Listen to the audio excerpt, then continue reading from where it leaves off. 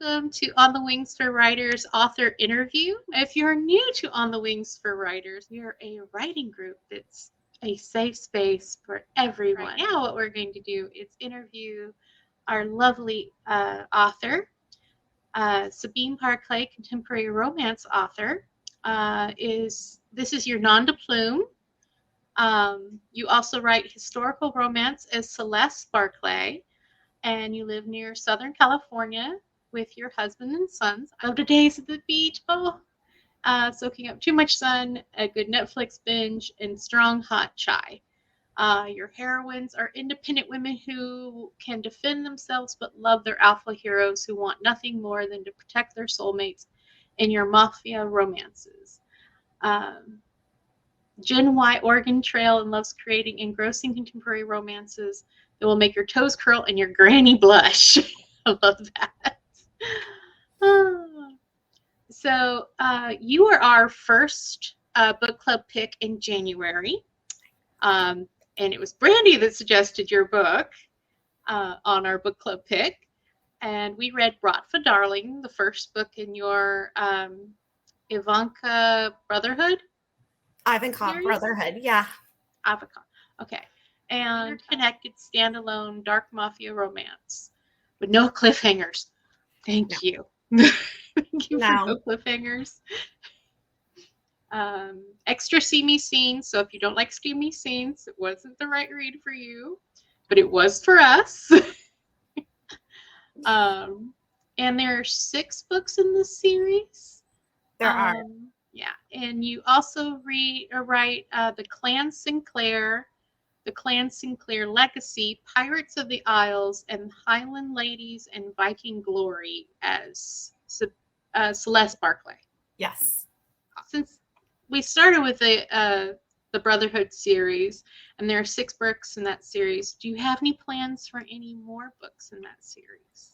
So not in that series. So people have asked me whether or not Anton or Sergei are going to get their story. As of right now, I don't have plans to do that. Maybe a prequel one day, but I still have 3 more series with 6 books apiece to write in this world. So the world is the Syndicate Wars. And as you discovered, there's the Russians, there are the Italians, there are the Colombians, and there are the Irish. So each of those syndicates is going to get its own 6-book series. So I've got a few still to write. Is your Facebook group, The Dubious Danes, open to anyone who's a fan? It is. Please answer the questions, though, and make sure that you agree to the rules. Otherwise, you look like a bot, and I will decline you with a response. But please do. Just saves us both a hassle. So what made you write under a nom de plume? So Celeste is also a pseudonym or a pen name because when I started writing, I was still a teacher. And what I write is absolutely, positively, completely, and utterly inappropriate for children. And so I did not want any of my students, at the time I was teaching middle school, I'd taught high school before that, did not want them finding it. I did not want my school district finding it. And I also figured that if I fell flat on my face, nobody would be any of the wiser because they wouldn't know it was really me. So it stuck, and Celeste is my real middle name, so it was easy to go to, and I've always loved the name Sabine. So what does an average writing day look like for you? So I'm a binge writer. I do best when I just really immerse myself in the story, and I work on that pretty much every day until it's done. I don't do well with lots of days off in between and gaps. I discovered in college that when I did that, when I tried to start a term paper early and do a little bit at a time, my voice changed. It was inconsistent. Those essays never turned out as well as waiting until the night before and then spending, 8 hours on it. So really, the same principle applies. I will write anywhere from 5 to 12, 14 hours a day while I'm working on it. My Historicals take longer to write than my contemporaries. My contemporaries are much faster because they're first person present and they alternate POVs, only 2 POVs, one the hero, one the heroine. And so it's the narrator is the internal monologue of whichever POV it is. Whereas my historicals, the narrator, I use an omniscient narrator. So it's like its own persona, plus all the characters and whose heads I need to be in. And that's third person past with dialogue that's first and second person present.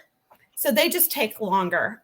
So usually I can spend 5 or 6 hours on a contemporary a day and hammer out about the same as it might take me to do 8, maybe 10 hours on a historical. And I often have to stop and look things up to make sure my facts are right. Do you have any writing rituals? Like, do you have anything that you have to do, have to have right?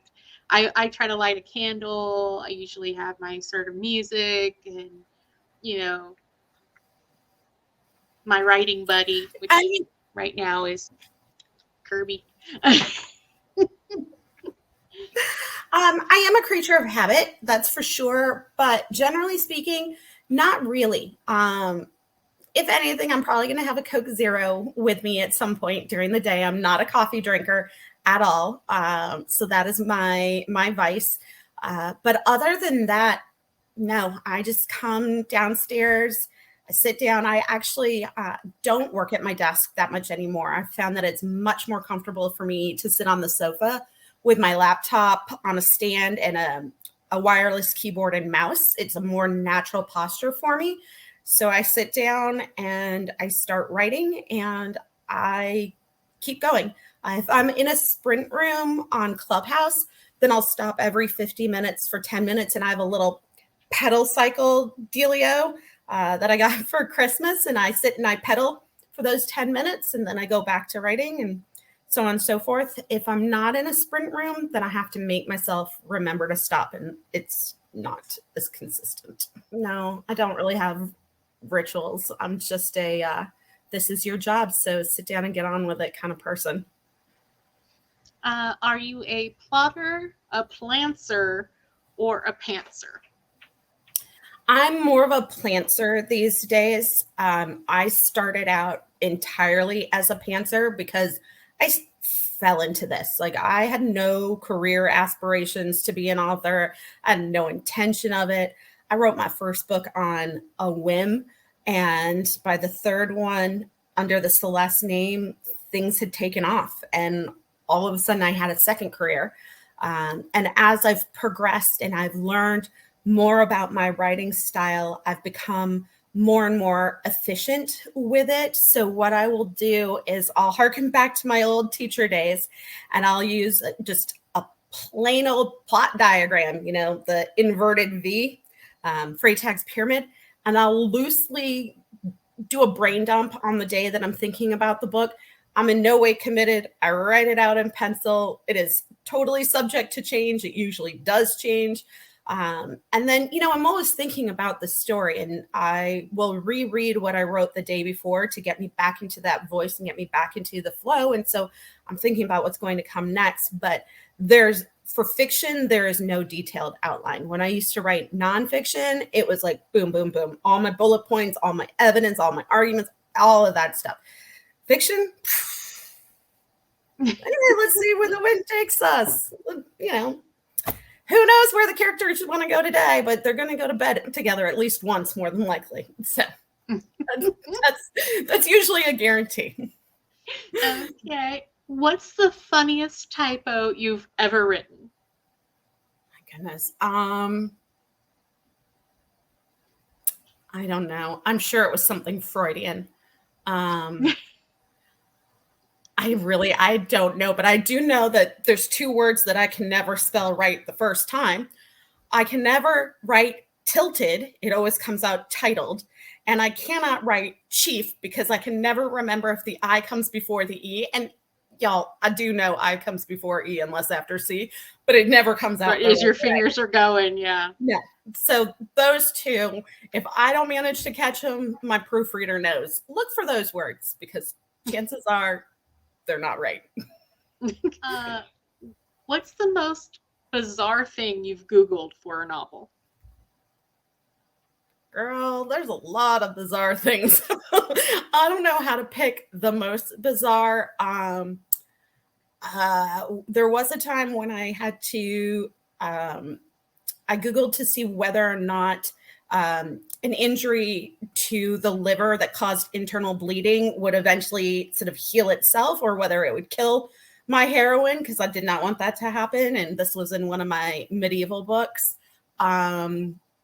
I have Googled a lot of different medicinals that happen to also be poisonous. And that's for my contemporary, or for my historicals. For my contemporary, I probably am showing way too much interest in the underworld and the syndicates, because I have, Googled the heck out of the different syndicate structures so that I have that right. And then looking at history and trying to figure out names that I could kind of pull from, but aren't, it's not the Gambini family. Like, John Gotti's not rolling into my books, but looking for names that would work, things along those lines. So, yeah, I mean, hey, FBI, if you're out there. Looked up, Russian tattoos. Yeah. You could definitely tell that. That was awesome. Yes. So, and FBI, if you're out there, person. Yeah, if the FBI is out there, I swear it's all innocent. Really. I'm sure there's a time that they look and they go, oh, that's just another author. Never mind. Yeah, actually, that is true. I think the Googling the Russian tats is probably one of the odder ones that I've come up with, but I wanted to get it right. I mean, they don't play massive roles in the story, but I wanted to do them the right way. Yeah. Do you feel it's most important to have strong characters, a mind-blowing plot twist, or epic settings? Yes. In my opinion, you really cannot have one without the other and have a book that people are going to want to get through, or that people are going to want to reread. You might have a book that's really strong in one of those areas, and then the other areas kind of fall flat, and you're like, wah, wah, wah, So I really do think that all three of those are integral to developing a good story, and they should play off of each other. If you're building one, you should be building the other ones along with it.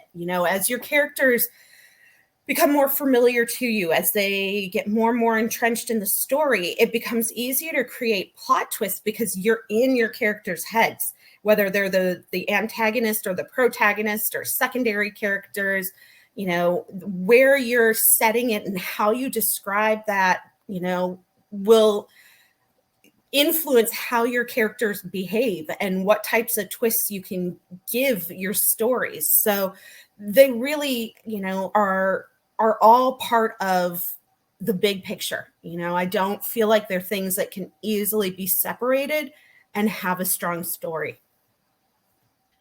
Does your family support your career as an author? Yes, they do. But it was quite a lot of books in before I told anybody. Instagram outed me to my mother. That was an interesting day. I had a completely separate login from any of my other social media stuff. And because she was a contact in my phone, they recommended me. And she emailed me and she's like, there's somebody using your photo, but it's not your name. And I was like, oh, that's me. And that was like 2 weeks after Instagram outed me to a colleague that I was also had in my contacts as a Facebook friend. Fortunately, I wasn't upset about that. Of all the colleagues, he was probably one of the easiest to be able to be like, hey, please don't spread this all. Don't say anything. Yeah. But yeah, so, it took a little while before I was like, hey, guess what I write? Very steamy romance. But yes, they are completely supportive. I mean, this is my full-time gig now. So they're used to it. Do you believe in writer's block? I do. I've just been very fortunate not to experience it. I think that part of that comes from the fact that I am continuously writing. You know, when I finish a story, I may give myself a few weeks off, but I'm already kind of mulling over the next one. And so I have an idea. I try never to sit down to start a book unless I have the opening scene in my head, because staring at a blank screen is intimidating. And I don't think it's conducive to the creative process.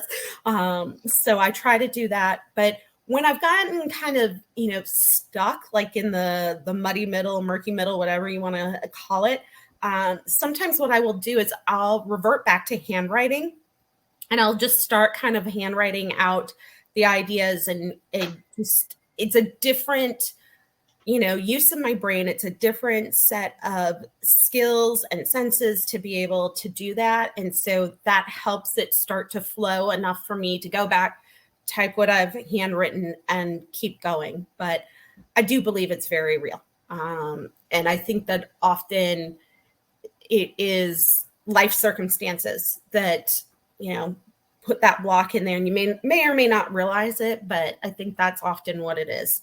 But I write because it's cathartic. I write to escape. So, I joke that all I need is Mr. Rogers' little trolley in the land of make-believe, because I spend my day talking to imaginary people. So for me, it's catharsis. That's how I've coped over the last few years. So I think that's why I've been so fortunate.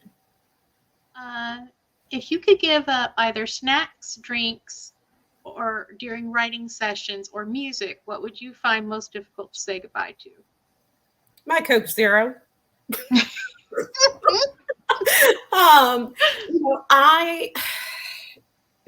With the exception of when I'm writing, I'm not one of those people who generally ever forgets a meal.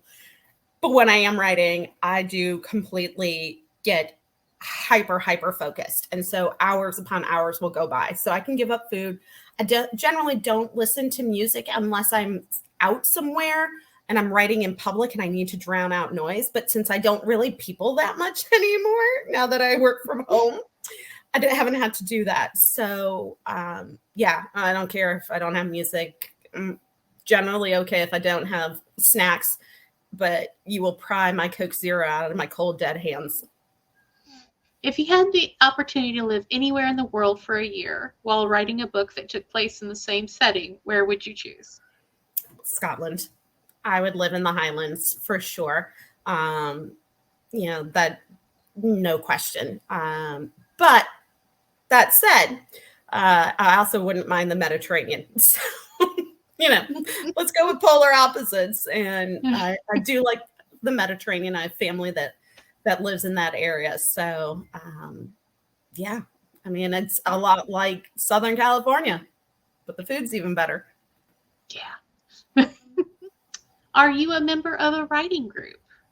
I know you mentioned Clubhouse. Yes. So I belong to a couple of groups on there, but I am also a member of my local writing group that was formerly part of RWA. We disaffiliated when that imploded and then exploded. So we branched out. I'm a member of that. And then I am also the president of Novelist Inc., which is an international organization for fiction writers. It is a premier organization that is geared solely for authors who write fiction. So that's a big community. And then I have my, villages more locally. Oh, would you like to give out a shout out to a fellow author that you know? Oh, well, yes. How long do we have? But I would like to say, specifically, when I started as a historical author, I was very fortunate because Scarlett Scott, Mary Farmer, Caroline Lee, Emmanuel de Maupassant, and several other ones were just very kind. Cecilia Mecca. They basically took me by the sleeve and was like, Celeste, come here. Let us show you the way, young Jedi. And Aw. they really helped me launch my career. So I've been really, really fortunate from that point of view. So yeah, I mean, I've been really, really lucky with the way that I was welcomed into historical romance, and I'm still getting my feet underneath me in contemporary. Kate Oliver has been really super to me. So Maggie Carpenter as well. So I'm fortunate, you know, it's a whole new world of contemporary, but I'm making headway. Awesome. What writers inspire you? You know, I would say that when I started reading romance probably about 8 years ago, something like that. And I quickly discovered that I really liked Highlanders. I don't mind Regency, but my jam is Highlanders. So Eliza Knight, Emma Prince, Kira Montclair, Cecilia Mecca, Hildy McQueen, all of those. You know, had been reading tons of their books, you know, binging, like on my wish list is the moment they came out, one click. And so having read their books really inspired me to say, hey, I think I can give this a go. You know, I've taught composition, I've taught literature, I've taught history. There's enough rattling around in here that I should give it a whirl. You know, and now not only are they colleagues, but they're friends as well, which is really kind of trippy, but you know, little fangirly in the beginning, but now I've settled down. So, yeah. So what's the first book that made you cry? That I wrote, or in life in general? In life in general. I don't know. Maybe Old Yeller or Black Beauty. That was a long time ago. I don't remember. So has one of your books made you cry? Oh, yeah. I was rereading one last night because I couldn't sleep. I had myself crying in bed. It didn't help. I needed to go through and just make some, you know, quick checks because I'm uploading a new version of it, just, you know, a new document. And I was like, she really got a rough life. I'd written... There's no way to say this without sounding pretty egotistical, but I'm going to throw it out there. Hey, we're the gods of our own worlds, right? I've written enough books now where not everything is super crisp in my memory from every single story. So if I wait long enough and I read my own book, it's almost like reading somebody else's. And I'm like, what happens next? And then I'm like, dude, you wrote the story. Like, you know what happens next. And I'm like, yeah, but how many more pages until that next really good part? So yes, I think the first one that made me cry was Tyra and Bjorn. It's one of my Viking Glory books. I think that was the first time. They both have really sad backstories. They're both orphans, and they're a second chance romance. So there's definitely stuff that always makes that always gets to me. And it was a gnarly misunderstanding, and then, you know, they're Vikings, so they kind of hold grudges. They're not really good at that whole forgiveness thing, or at least forgive and forget. So yeah, I pulled at my own heartstrings on that one. Okay. What is your writing kryptonite?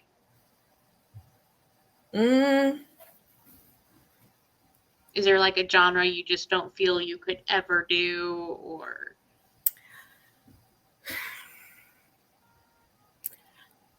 I don't know that I would do them all well, but I don't think that there's honestly a genre that I can't or wouldn't do. And I was talking to my agent because she handles some of my like audio deals and whatnot. And I was like, I think because I have 2 advanced degrees that I've spent so much time in school that if you give me an assignment, I will figure out how to do it, and I will figure out how to do it really well. So if you tell me to go out and figure out how to write a psychological thriller, I'm going to do the very best I can, but I'm going to figure out how to do that. So yeah, there's ones that maybe don't appeal to me as much, but I can do it. I'd at least give my best effort. What's the best money you ever spent as a writer? Oh, there's two things: Vellum and Pro Writing Aid. Hands down, Writing Aid. Absolutely. I don't use Macs. I use Windows. So for a long time, I, didn't think that I could use Vellum, and I'd sticker shock over it. But I figured out the workaround is to use Mac in the cloud, which basically takes your Windows operating system and makes it a Mac on a server. So I can use Vellum, and oh my goodness, how much easier it made my life is incredible, because I used to use the Kindle add-in to Word. And if you changed one thing, like a drop cap, it would change the formatting for your entire document. And there were so many times where I was just like, so once I discovered Vellum, I was like, oh my goodness, this really is as fantastic as everybody says. And then with Pro Writing Aid, even I spent almost 16 years in the classroom. So even with all that time teaching, I still have, grammatical habits, passive voice, split infinitives, things like that I don't always catch. But Pro Writing Aid has certainly helped me get much better at it, so that I'm able to send the cleanest possible copy to my editor. And for a long time, I was using APA for my academic writing. I was teaching MLA. Now I'm using Chicago. Commas. Those rules are not the same across all the style guides. So Pro Writing Aid helped me with my comma game. It's on point now. So. Have you ever received fan mail? And if you have, what's the best thing you received from a fan? Oh, I have this absolutely wonderful reader who lives in South Africa. She's just so kind. She's one of my ARC readers. She's just very loyal, always supportive. And she sent me a calendar for this year, and it's got, 12 months of different African animals, and it's wonderful. I absolutely love that thing.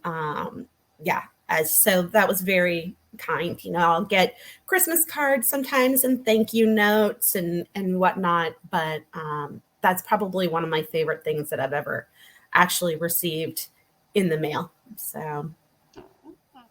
What's the hardest part about writing your author bio? Because I know a lot of people struggle with author bios. We don't like to talk about ourselves. Well, I mean, obviously, I don't have that much trouble talking about myself. I'm an only child and the only human female in my household. I do have a cat that's a girl. She's aptly named Sheba, as in the Queen of Sheba. So, it's because I have two author bios, because my audiences are different. I have different demographics for Celeste and for Sabine, is kind of thinking about, okay, so what do I put in there that's really going to appeal to the demographic that Celeste has, and what's going to appeal to the demographic that Sabine has. So like Sabine says she's Gen Y Oregon Trail, which I am, but that wouldn't really matter to my my historical readers, because they tend to be boomers. So, things like that. I play up being a mom and a wife a little bit more in my Celeste bio than I do in my Sabine. So it's just kind of finding the elements within me that I think are going to resonate and help me connect with readers, so that they think, okay, well, not only must she know what she's talking about, but we kind of have a connection there, even if we never meet, never correspond, nothing, but there's some familiarity with it because it's written in a way that appeals to the specific audience. Awesome. What is your favorite word and why? Yes.